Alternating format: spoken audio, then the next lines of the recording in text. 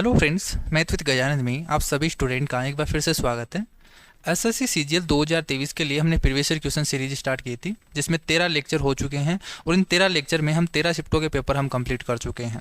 Last class में हमने 5 दिसंबर 2022 को जो शिफ्ट 1 का पेपर हुआ था वो हमने सोल्व किया था। आज की क्लास में हम स्टार्ट करेंगे शिफ्ट 2 का पेपर। तो अगर कोई नया स्टूडेंट है तो सबसे पहले जितनी भी क्लासेस हो चुकी हैं उन सभी वीडियोज़ को देख लीजिए, ताकि आपको आज की क्लास और आने वाली क्लास है वो अच्छी तरीके से समझ में आ सके, क्योंकि कई चीज़ें हैं मैं पहले ही बता चुका हूँ तो उनको बार बार मैं नहीं बता पाऊँगा। ठीक है, स्टार्ट करेंगे बिल्कुल एग्जाम अप्रोच से। कैसे आपको एग्जाम में सोल्व करना है वो तरीका हम यहाँ पे सीखने वाले हैं। पहला क्वेश्चन देखो, आपको दे रखा है डायरेक्ट ट्रिग्नोमेट्री का है। कोस स्क्वायर 35 डिग्री है। क्या देखो यहाँ से साइन 35 और कोस 35 दे रखा है, तो इस कोस 55 को मैं क्या लिख सकता हूँ, साइन 35 लिख सकता हूँ क्या, क्योंकि देखो 90 माइनस 55 हो जाएगा, तो ये क्या बन जाएगा, साइन स्क्वायर 35 बन जाएगा। यहाँ से कोट 56 है तो इसको क्या लिख सकता हूँ, टेन 34 हो जाएगा, तो ये तो कट जाएगा इससे, तो ये 1 हो गया, और यहाँ से sine square plus cos square क्या हो जाएगा, 1 हो गया। तो इसका आंसर क्या आ गया, 2 आ गया। आपको एग्जाम में ऐसा नहीं करना, आपको एग्जाम में केवल यहाँ पे आपको स्कैन करना है क्वेश्चन को, यहाँ पे पेन लगाने की भी जरूरत नहीं है। कैसे, देखो यहाँ से आप सोचोगे कोस स्क्वायर है, यहाँ पे साइन स्क्वायर बन जाएगा, तो ये तो 1 बन गया। यहाँ से टेन और कोट है, कोट यहाँ से देखो दोनों का सम क्या बन रहा है, 90 है, तो कट जाएगा, 1 ही बनेगा। 1 + 1 कितना हो गया, 2 हो गया। तो पेन लगाने की जरूरत है क्या यहाँ पे। नेक्स्ट सवाल देखो, यहाँ से नेक्स्ट सवाल पूछा गया है कि एक आपको क्यूब दे रखा है और इसका टोटल सरफेस एरिया आपसे दे रखा है 1536 है। टोटल सरफेस एरिया क्या होता है, 6 स्क्वायर होता है। ये आपको दे रखा है 1536 और आपसे पूछा इसका वॉल्यूम, तो वॉल्यूम क्या होगा, ए क्यूब होगा इसका। तो यहाँ से ए स्क्वायर यानी ए निकाल सकते हो क्या आप, देखो 6 से डिवाइड करेंगे तो कितना आ जाएगा, 6 दूनी 12, और यहाँ से 3 बचेगा, 6 7 56 30 हो जाएगा, और 6 6 36, 256 होगा। ए स्क्वायर की वैल्यू यानी ए की वैल्यू कितनी आ गई, 16 आ गई क्या, इसका स्क्वायर रूट कर देंगे तो 16 आ गई ए की वैल्यू। ए क्यूब का मान कितना हो जाएगा, 16 का क्यूब हो जाएगा। 16 का क्यूब कितना होता है, 40 96 होता है। 15 का कितना होता है, 33 75। तो आपको क्यूब याद रखना है, आपको जैसे 25 तक याद कर लो, आप क्यूब है ना 25 तक याद कर लो, और स्क्वायर तो आपको 100 तक याद होने चाहिए। ठीक है, 100 तक याद नहीं कर पाओ, 50 तक तो याद कर लो, और बाकी का आगे का तरीका निकालना आना चाहिए कि कोई सा भी आपको जैसे 76 दे दे तो इसका स्क्वायर कैसे निकालते हैं, कोई भी दे दे तो उसका स्क्वायर निकालना आपको आना चाहिए। ठीक है, ये कैलकुलेशन का पार्ट है। नेक्स्ट सवाल देखो, यहाँ से आपसे बोला है कि 26 वर्षों में, देखो ये सवाल है ना बहुत ही मतलब फेमस सवाल है और ये बार बार पूछा जाता है। कंपाउंड इंटरेस्ट में भी पूछा जाता है और सिंपल इंटरेस्ट में भी पूछा जाता है, दोनों में। देखो यहाँ से बोला गया, इस बार सिंपल में दे रखा है कि 26 वर्षों में कोई राशि वो 3 गुनी हो जाती है। आपसे बोला है कि 5 गुना कितने में हो जाएगी, मैं डायरेक्ट कर दूंगा इसका 52 आंसर। कैसे, देखो 3 गुना बोला है ना, तो 3 गुना होगी, यानी इसमें ब्याज है वो 2 रुपये मिलेगा। जैसे मैंने पहले भी ये क्वेश्चन आ चुका है, मैंने समझाया कि अगर प्रिंसिपल 1 है तो अमाउंट कितना होगा, 3 गुना बोला है तो 3 रुपये हो गया क्या यहाँ पे। तो मुझे बताइए यहाँ से सिंपल इंटरेस्ट कितना है, 2 रुपये का सिंपल इंटरेस्ट है। और पूछा क्या है कि अगर अमाउंट कितना होना चाहिए, 5 रुपये हो तो कितने साल कितने गुना हो जाएगा, मतलब कितने साल लगेंगे इसको। तो 5 गुना होने में कितना टाइम लगेगा, तो मुझे बताए 2 रुपये का ब्याज मिल रहा है, उसको 26 साल लग रहे हैं 2 रुपये ब्याज बनाने में। तो यहाँ पे 4 रुपये का ब्याज बनाने के लिए कितने साल लगेंगे, 2 गुना ही तो है, तो 2 गुना है तो टाइम का भी 2 गुना हो जाएगा, इतने ही साल लगेंगे। जैसे 26 साल में 2 गुना हो रहा है, तो अगले 26 साल में भी क्या होगा, ये 4 गुना हो जाएगा, और 2 गुना हो जाएगा इसका, तो 4 गुना बन जाएगा। तो ये तो क्वेश्चन है ना बिल्कुल बिना पेन लगाने वाला क्वेश्चन है, आपको डायरेक्ट ही करना है। कैसे, देखो यहाँ पे 3 गुना है, 3 में से 1 कम कर दो 2, यहाँ से 5 गुना है, 5 में से 1 कम कर दोगे कितना, 4। तो हमेशा ध्यान रखना जो बाद में है उसको ऊपर और नीचे लिख दो, पहले वाले को इनटू टाइम कर देना। अगर ये तरीका नहीं आए इस तरीके से, तो ये वाला तरीका हमेशा आपको लगाना। फॉर्मूला ये होता है कि n2 माइनस, जैसे मान लीजिए आपको t2 t1 में दे रखा है, या n गुना है तो n2 minus n1 divided by n1 minus 1 into time है, ये आता है आपका फॉर्मूला। कि बाद वाला 5 गुना है तो 5 माइनस 1 और 3 माइनस 1 इंटू टाइम कितना दे रखा है, 26, तो इतने गुना हो जाएगा। क्लियर है, तो आपको 3 तरीके यहाँ पे फॉर्मूला लगा सकते हो, यहाँ पे डायरेक्ट भी कर सकते हो, या इससे भी डायरेक्ट करना हो, थॉट प्रोसेस से करना हो, डायरेक्ट कर दो। इसमें से 2 गुना, देखो 2 रुपये ब्याज मिल रहा है, 4 रुपये ब्याज बनाना, तो कितने साल लगेंगे, 52 साल लगेंगे। नेक्स्ट सवाल देखो, 363 रुपये 63 द्वारा विभाजित किया जाता है कोई संख्या को, तो 17 रिमाइंडर बचते हैं। तो मुझे बताइए वो संख्या कितनी होगी, 363 प्लस 17 होगी क्या, यानी 380 होगी क्या वो संख्या। तो इस 380 को अब बोला है कि इस संख्या को अगर 11 से डिवाइड किया जाए तो रिमाइंडर कितना होगा। तो यहाँ से 11 से डिवाइड कर दो, रिमाइंडर निकाल लो। तो यहाँ से 11 से डिवाइड करेंगे 33, 5 बचेगा, 11 चौक 44 और 6 आ जाएगा इसका रिमाइंडर। इतने शॉर्ट सवाल है ये, अगर आपको एग्जाम में करोगे। अगर आप बेसिक से करोगे तो यही सवाल बहुत ज़्यादा आपको कॉम्प्लिकेट लगेंगे। नेक्स्ट सवाल देखो, a माइनस बी है वो आपको 2 दे रखा है, ए क्यू माइनस बी क्यूब 80 दे रखा है, ए बी आपसे पूछा है। सिंपल सवाल है, आपको फॉर्मूला पता होना चाहिए। ए क्यू माइनस बी क्यूब का फॉर्मूला क्या होता है, ए माइनस बी का होल स्क्वायर प्लस यहाँ पे माइनस है तो प्लस आएगा 3ab इज इक्वल टू, आपको ए दे रखा है ए क्यू माइनस बी क्यूब 80 है। सोल्व कर दोगे, यहाँ से 2 से काटोगे तो 40, 4 उधर चला जाएगा तो 36, 36 को 3 से डिवाइड करोगे तो 12। बस इतना ही आपको एग्जाम में करना है। ये हो गया। ये मुश्किल से 7 से 8 सेकंड का सवाल है अगर आप करोगे एग्जाम में। और अगर इसी एग्जाम को अगर बेसिक से करोगे ना तो क्या लिखोगे फिर आप, ऐसे करोगे ए क्यूब माइनस बी क्यूब, जैसे छोटा बच्चा करता ना वैसे करोगे। फिर ए माइनस बी का होल स्क्वायर प्लस 3ab, ये आपको दे रखा है, ये यहाँ पे पुट करोगे। ए माइनस बी दे रखा है, ए माइनस बी का होल स्क्वायर करोगे, फिर 2 का स्क्वायर करोगे 3ab, फिर इसको सोल्व करोगे, यहाँ पे सोल्व करके फिर ab का मान निकालोगे। अरे इतना करने की क्या जरूरत है, ये फॉर्मूला है, ये आपके माइंड में रखना है, बाकी का यहाँ पे लगाना है। जितना पेन कम यूज करोगे उतना ही टाइम आपका कम लगेगा एग्जाम में। 1/x² plus a square equal to दे रखा है आपको x² माइनस ए स्क्वायर, अक्स का मान निकालना है। तो ये तो क्रॉस मल्टीप्लाई कर दो यहाँ से, तो यहाँ से क्या बनेगा देखो, 1 इक्वल टू x की पावर 4 माइनस 1 की पावर 4 बनेगा क्या कि a minus B A plus B A square minus B square का फॉर्मूला बन गया। x की पावर 4 चाहिए तो क्या बनेगा 1 प्लस 1 की पावर 4 और इसकी 1/4 रूट कर देंगे, तो 1/4 रूट करेंगे तो आंसर कौन सा आ जाएगा, ये आ जाएगा। सिंपल सवाल है। नेक्स्ट देखो, आपसे बोला है कि डीआई का सवाल है कि 4 स्टॉक हैं और इनमें बोला है कोलगेट के शेयरों का उच्च दरों का औसत बताना है। कोलगेट है, इसके हाई रेट देखो, ये हाई दरों का बताना, हाई रेट का बताना 34, यहाँ पे 60 है और ये 25 है और ये 20 है। इनको जोड़ के यहाँ से एवरेज निकालना है। तो देखो कितना हो जाएगा, 6 3 9, 9 और 2 11, 11 और 2 13, ऊपर कितना है 13 से 5 4 9, तो 139 हो गया टोटल। डिवाइडेड बाई कितने हैं टोटल, 4 स्टेट हैं, तो 4 से डिवाइड कर दो, यहाँ से कितना आ जाएगा 4 3 12, 1 हो जाएगा 4 चौक 16, 34 पॉइंट समथिंग आने वाला आंसर। तो ये आ गया ऑप्शन। फिर आपको देखो, अगर पॉइंट के बाद में भी आपको सोल्व नहीं करना, अगर ऑप्शन आपको अलग अलग दे रखे हैं, अगर यहाँ पे सेम होता तब तो मैं आगे सोल्व भी करता, अगर सेम ही नहीं दे रखा तो फिर क्यों सोल्व करूंगा, क्यों टाइम वेस्ट करूँ अपना एग्जाम में। तो ये आपको होनी चाहिए एग्जाम में कि हमें पूरा का पूरा सोल्व नहीं करना क्वेश्चन को, कि आप यहाँ पे पूरा का पूरा सोल्व कर रहे हो फिर आंसर लिख रहे हो फिर टिक कर रहे हो, वो तरीका नहीं लगाना, वो आपको स्कूलों में लगाना है। ठीक है, जहाँ पे रिटर्न एग्जाम होता है वहाँ पे करो आप ऐसे, यहाँ पे ऑप्शनल है, ऑप्शन टिक करना है आपको, जो आंसर सही है उस पर टिक करो, आगे बढ़ो, चाहे आपको पूरा आंसर आए चाहे मत आए, आपको दिख गएगा आंसर ये है तो टिक करके आगे बढ़ जाओ। इसी तरीके से टाइम बचेगा। और मैंने बताया ना कि ये 13 से 14 मिनट में कैसे करेंगे 25 सवालों को, तो यही तरीका है इस सवालों को 13 से 14 मिनट में करने का। इसके अलावा दूसरा तरीका नहीं है। आप कितनी भी प्रैक्टिस कर लो, कितनी भी एक्सपर्ट हो जाओ, आपको टाइम बचाना ही होगा एग्जाम में। शांत जल में आपको दे रखा है एक नाव की चाल है वो इतनी स्पीड है, यानी देखो ये नाव की स्पीड दे रखी है आपको। बोला है कि नाव है वो डाउन स्ट्रीम चलती है, तो अप स्ट्रीम पे लगने वाला जो टाइम है ना वो डाउन स्ट्रीम पे चलने वाले टाइम से 3 गुना है, ये आपसे बोला है। नदी में आपको बताना है कि नदी की चाल कितनी है, आपको इसकी रिवर की बतानी, स्ट्रीम की आपको स्पीड बतानी है। क्लियर है, क्वेश्चन सबको समझ में आ गया कि आपको नाव की स्पीड दे रखी है। और एक चीज़ ये बोला है कि अप स्ट्रीम जब चलते हैं तो जो लगने वाला टाइम है वो डाउन स्ट्रीम चलने वाले टाइम से क्या लगता है 3 गुना ज़्यादा लगता है। ठीक है, उसका 3 गुना है। आपसे पूछ लिया है कि उसकी स्पीड कितनी होगी स्ट्रीम की, तो सिंपली यही दे रखा है ना आपको। देखो डिस्टेंस तो कांस्टेंट दे रखी है कि निश्चित डिस्टेंस तो कांस्टेंट है, तो टाइम का रेशियो तो आपको दे रखा है कि डाउन स्ट्रीम रिलेटिव स्पीड क्या होती है एक्स प्लस वाई, और अप स्ट्रीम क्या होती है एक्स माइनस वाई। तो यही तो बोला है कि डाउन स्ट्रीम जो अप स्ट्रीम पे लगने वाला टाइम है वो डाउन स्ट्रीम पे लगने वाले टाइम का क्या होता है 3 गुना। यानी अगर यहाँ पे 1 घंटे लगेगा तो यहाँ पे कितना घंटे लगेगा 3 घंटे लगेगा। तो ये रेशियो आ गया क्या 1:3। जब डिस्टेंस कॉन्स्टेंट है तो स्पीड का रेशियो आप निकाल सकते हो, इसका उल्टा हो जाएगा 3:1। 3:1 ये हो गया। अब देखो यहाँ से आपको दे रखी है नाव की स्पीड दे रखी है, यानी अक्स की वैल्यू दे रखी है। हमेशा मैं मानता हूँ अक्स क्या मानता हूँ नाव की स्पीड, और वाई हमेशा क्या मानता हूँ मैं स्ट्रीम नदी की स्पीड।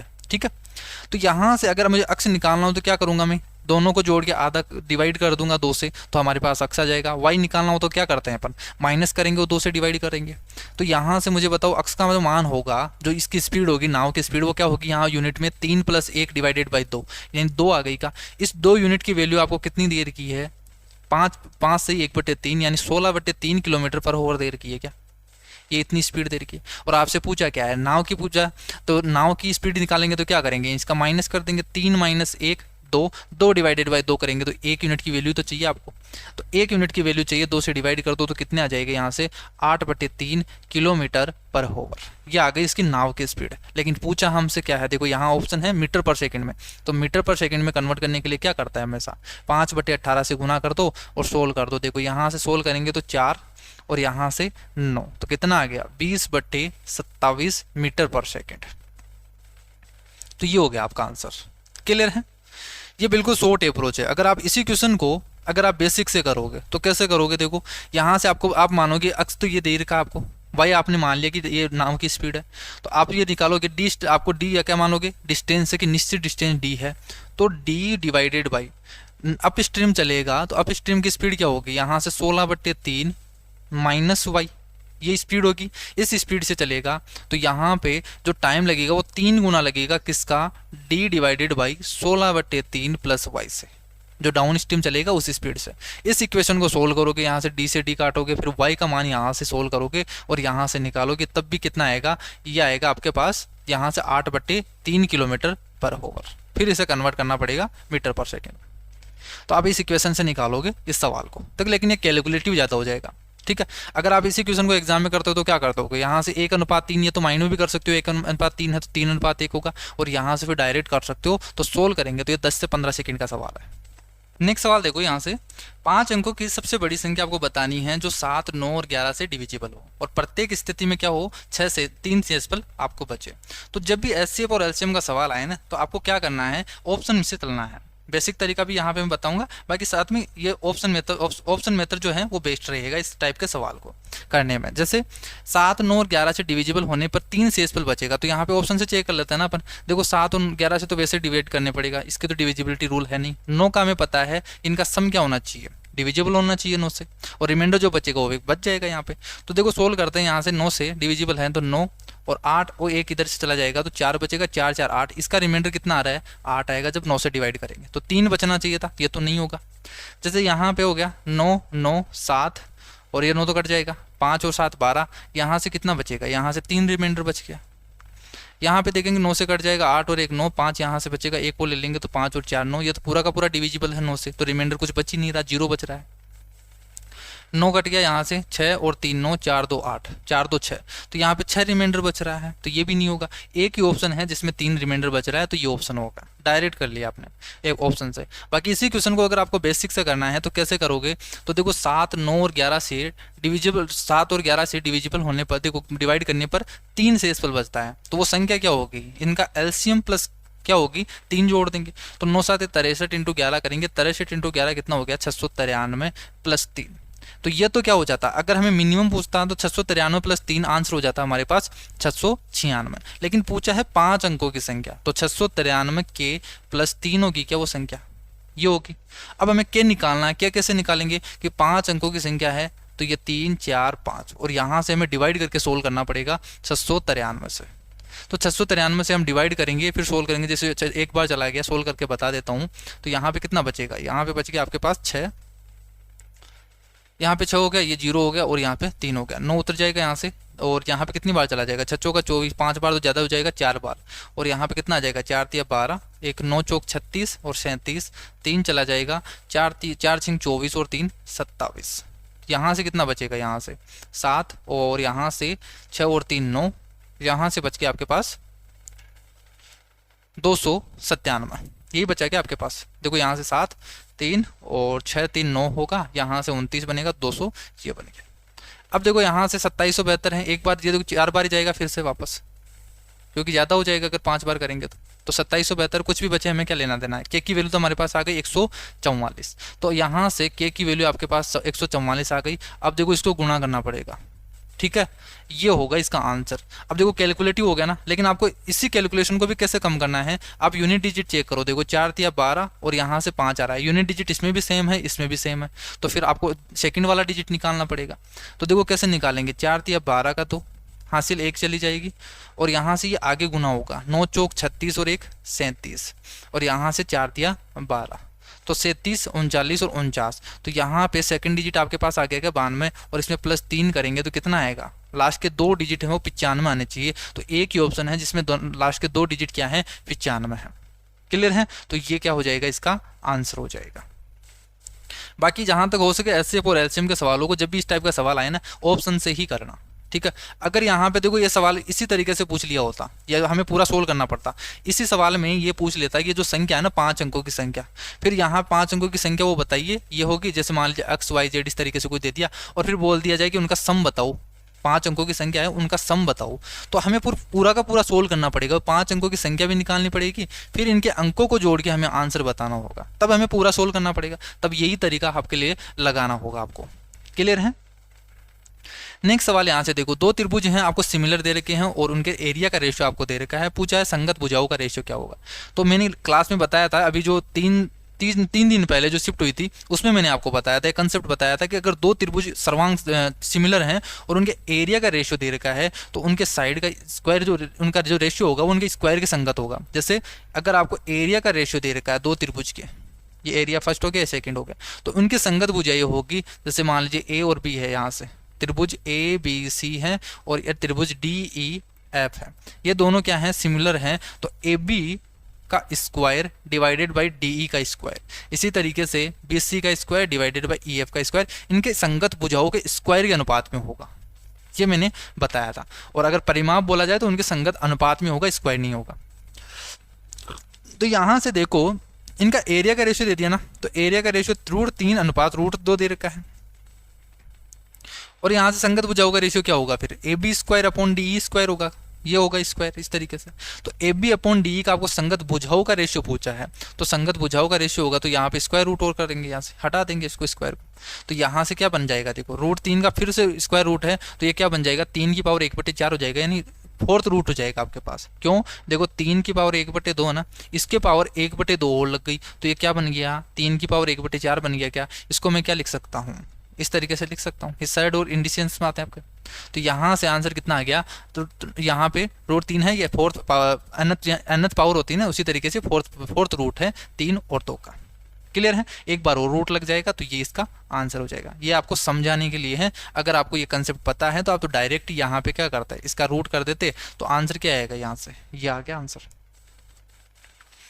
नेक्स्ट सवाल यहाँ से देखो, तो टोटल सेल्स ऑफ पी और आर एंड एस, पी और आर और एस का आपको टोटल बताना है। तो देखो पी आर और एस ये वाला है, तो 70 और यहाँ से 80, 82 और 6 88 और 108 हो गया क्या, यहाँ से 108 डिग्री। आपको बताना है are how much % less than the total sale of Q T और यू, क्यू टी और यू। तो यहाँ से कितना हो गया, सॉरी ये यू है, तो यहाँ से 15 और 3 18 और 19, तो यहाँ से 190 और 202 हो गया क्या, यहाँ से 202 डिग्री हो गया।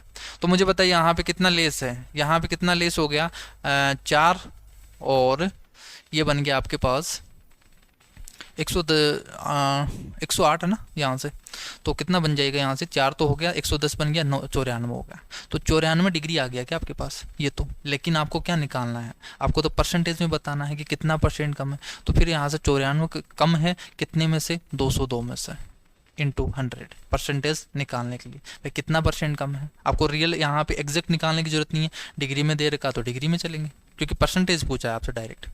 तो कितना कम है, 94 कम है 202 में से इंटू 100। अब देखो इसको सोल्व करेंगे, इसको कंप्लीट सोल्व नहीं करना आपको, यहाँ पे अप्रोक्सीमेशन में ही आप चलोगे। तो देखो कैसे सोल्व करोगे, ये लगभग 200 हो गया क्या, जो 00 से 300 काट, जो 2 से काटेंगे तो कितना आ जाएगा, यहाँ से 4 दूनी 8 और 7 दूनी 14, तो लगभग जो आंसर आएगा ना वो 47 के आसपास आएगा। किसके आसपास आएगा, 47 के आसपास आएगा।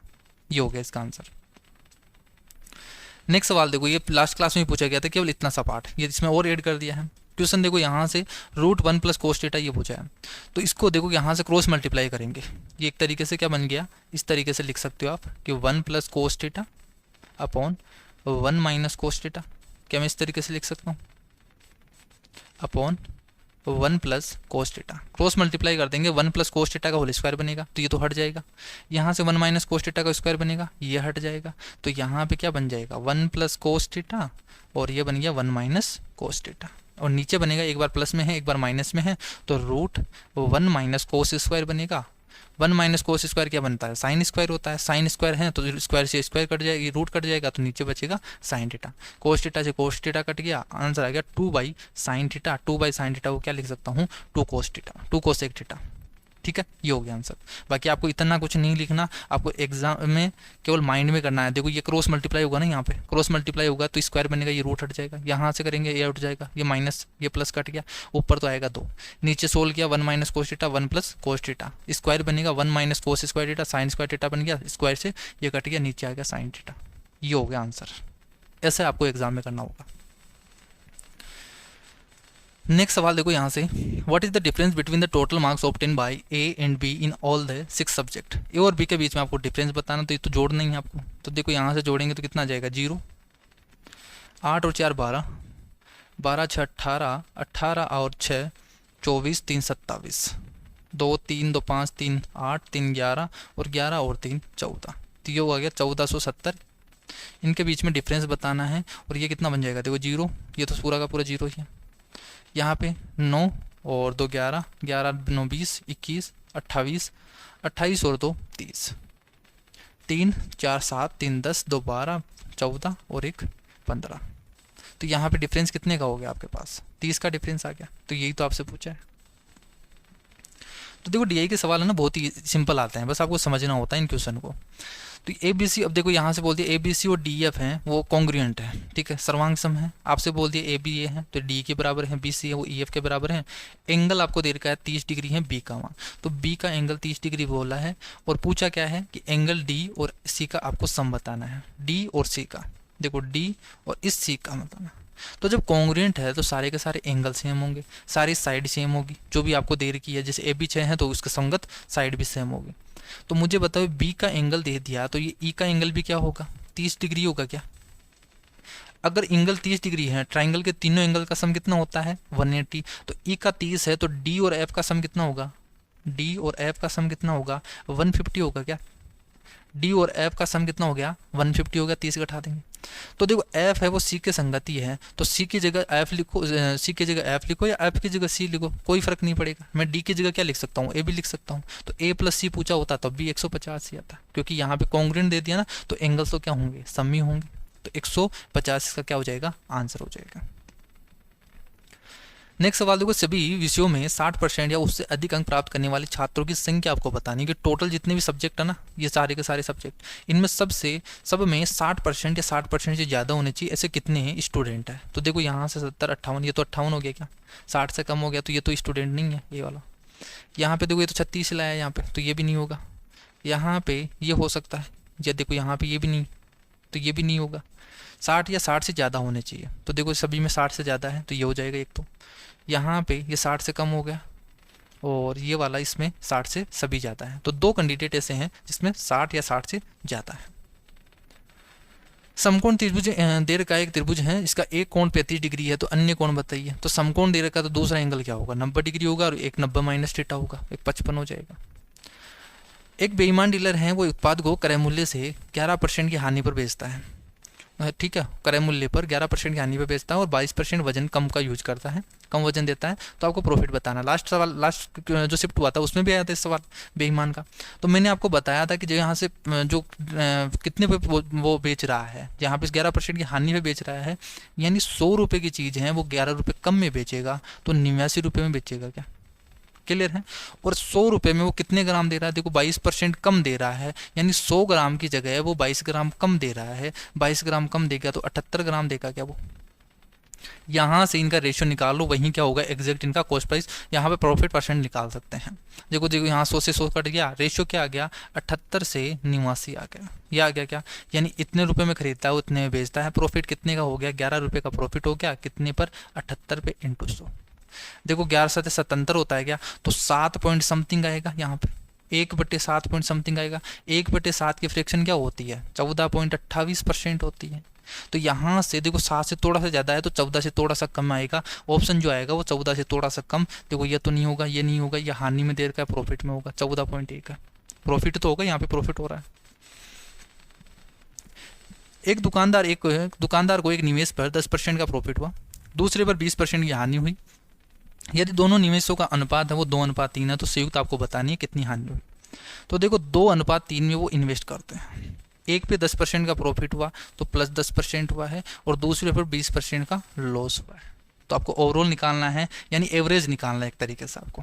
तो देखो 10 दूना डायरेक्ट आपको करना है, 10 दूनी 20, यहाँ पे 20 इतने का प्रॉफिट हो गया, यहाँ पे कितने का लॉस हो गया -60, डिवाइडेड बाई टोटल कितना है यहाँ पे 3 और 2 5, तो इतने परसेंट का यहाँ पे ये खुद बताएगा। माइनस क्या डिनोट कर रहा है, लॉस को डिनोट कर रहा है, डिवाइडेड बाई 5, यानी 8% का उसको क्या हो गया, लॉस हो गया। क्लियर है।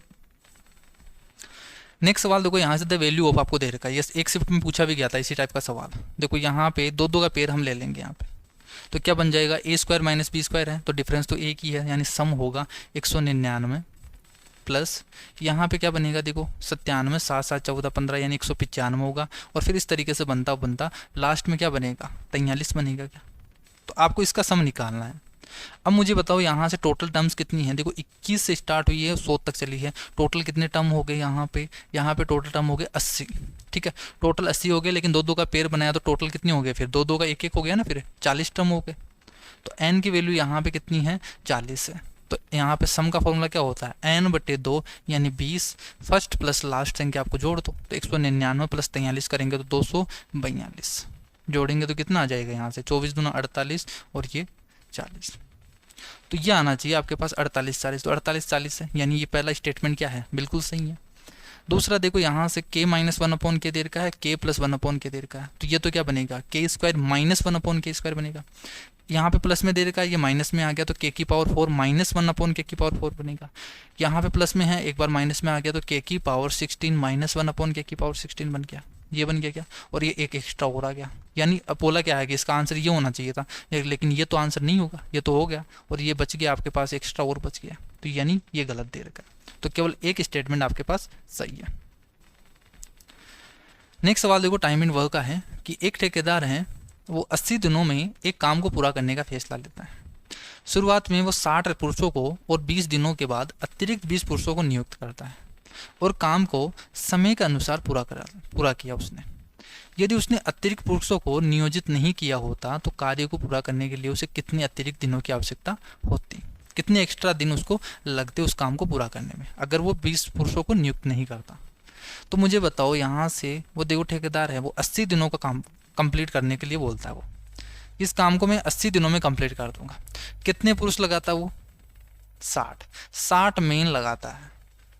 ठीक है, इतने मेन वो लगाता है। तो मुझे बताओ इतना काम हो गया कि एक मेन की एफिशिएंसी अगर इतनी है, एक मेन की एफिशिएंसी कितनी है, इतनी है, एक मेन की m है, तो यहाँ पे 60 की कितनी होगी, 60 होगी, और टोटल कितने हैं, 80 दिनों में कंप्लीट करवाता है, तो इतना काम होना चाहिए था। अब इस काम को कितने दिनों में, देखो यहाँ से करवा रहा है कि 20, वो 20 दिनों के बाद में, तो पहले 20 दिन तो वो 60 मेन ही काम करते हैं, तो 20 दिन तो 60 व्यक्ति काम करते हैं, और फिर 20 दिन के बाद में कौन करते हैं, 20 दिन के बाद में 20 पुरुषों को और ले आता है। तो पहले तो 60 आदमी थे, अब कितने हो गए, 80 आदमी हो गए, क्या 80 आदमी हो गए, और इस 80 आदमी मिलकर बाकी के बचे हुए दिनों में कंप्लीट कर देते हैं, क्योंकि टाइम अनुसार कंप्लीट करते हैं। तो 80 दिन में कंप्लीट करना है, 20 दिन तो हो गए, बाकी के कितने दिन बचे, 60 दिन। तो ये टोटल वर्क हो गया क्या उनका, ये आपके पास टोटल वर्क है। क्लियर है, इस टोटल वर्क हो गया। तो मुझे बताओ, ये बोला है कि अगर इसी काम को, इस टोटल वर्क को अगर ये 60 व्यक्ति ही करते तो कितने एक्स्ट्रा दिन लगते, यही तो पूछा ना। तो इस काम को अगर ये 60 व्यक्ति ही करते तो इतना टाइम लगेगा उनको, इतना टाइम लगेगा टोटल। तो यहाँ से सोल्व कर लो, देखो कितना लगेगा, यहाँ 60 से 60 चला गया, 80 और 2 यहाँ पे 100 दिन लगेंगे। कितने दिन लगेंगे, 100 दिन। अगर वो 20 व्यक्तियों को नहीं जोड़ता तो 100 दिन लगते। काम कितने दिन में हो रहा था, कितने दिन में करना था, 80 दिन में, और एक्स्ट्रा कितने दिन चले गए, 20 दिन एक्स्ट्रा चले गए क्या। तो यही तो पूछा है कि कितने एक्स्ट्रा दिन होते, फिर वो 20 दिन एक्स्ट्रा लगते फिर, अगर उन 20 व्यक्तियों को नहीं लगाता तो फिर वो 100 दिन में काम होता, ना कि 80 दिन में। तो यही आपसे पूछा है। नेक्स्ट सवाल देखो, एक घन की आपको भुजा दे रखी है इतनी है, और इससे निकाले जाने वाले सबसे बड़े गोले का, लास्ट शिफ्ट का सवाल है, इस टाइप का सवाल है। उसमें कितना दे रखा था आपको, 56 दे रखा, 5.6 दे रखा था, यहाँ पे ये पूछ लिया है।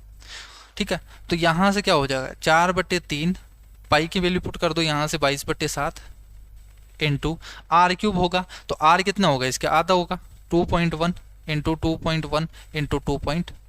तो पॉइंट हटा देंगे तो यहाँ से कितना आ जाएगा, नीचे 1000 कर दूँ यहाँ से, 3 और 7 ये 21 हो गया, एक तो कट गया, 21 इंटू 21 कितना होता है 441 इंटू 4 दूनी 8 इंटू 11 है, तो ये इस तरीके से लिख सकता हूँ क्या, देखो गुना कर दो 8, 8 चौक 32, 3 8 चौक 32 और 3 35, 11 से गुना करेंगे 8, 2 10 का 0 हासिल 1, 5 2 7 और 1 8, और यहाँ से 5 और 3 8 और ये, और यहाँ पे नीचे 3 जीरो है तो ये कितना आ गया 38.808। क्लियर है, ये हो गया इसका आंसर। एक व्यापारी अपने माल पर उसके क्रय मूल्य से 20% अधिक अंकित करता है और अपने ग्राहकों को अंकित मूल्य पर 20% का डिस्काउंट देता है।